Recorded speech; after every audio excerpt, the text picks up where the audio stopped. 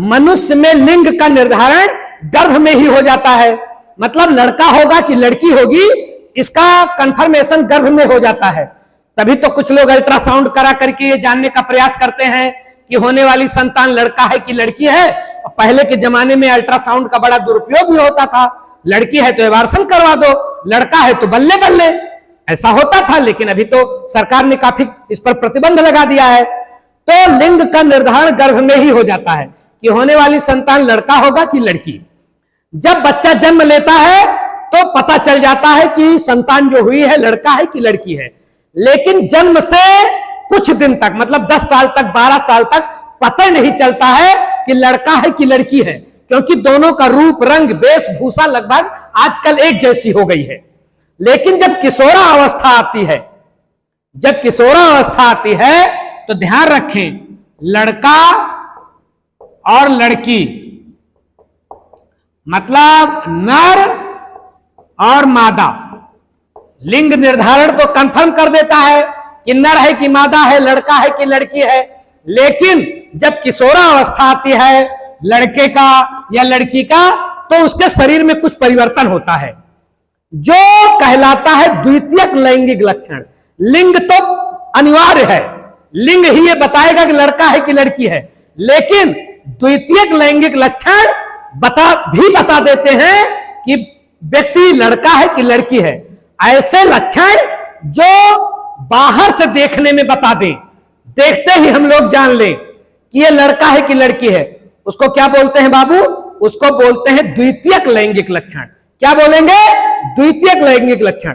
अब ध्यान रखना कि लड़के में जो लैंगिक लक्षण द्वितीयक होता है उसके लिए एक हार्मोन निकलता है, टेस्टो, याद रखे रहा, स्टेरॉन। लड़कों में द्वितीयक लैंगिक लक्षण का कौन जिम्मेदार है? टेस्टोस्टेरॉन। और लड़की में इस्ट्रोजन। इसको याद रखिएगा, यह परीक्षा में बहुत पूछता है कि मादा में द्वितीयक लैंगिक लक्षण का जिम्मेदार हार्मोन इस्ट्रोजन और नर में द्वितीयक लैंगिक लक्षण का जिम्मेदार हार्मोन टेस्टोस्टेरॉन। अब ध्यान रखिए कि ये दोनों करते क्या है। लड़की वाला जो हार्मोन है इस्ट्रोजन, ये क्या करेगा? ये लड़की के पूरे शरीर पर बाल नहीं आने देगा। लड़की की दाढ़ी मूंछ कहां होती है?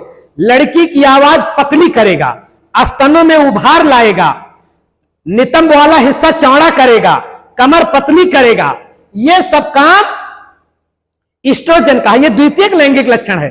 इतनी चीज देख लोगे, हम लोग देख लेंगे तो जान जाएंगे ना ये लड़की है।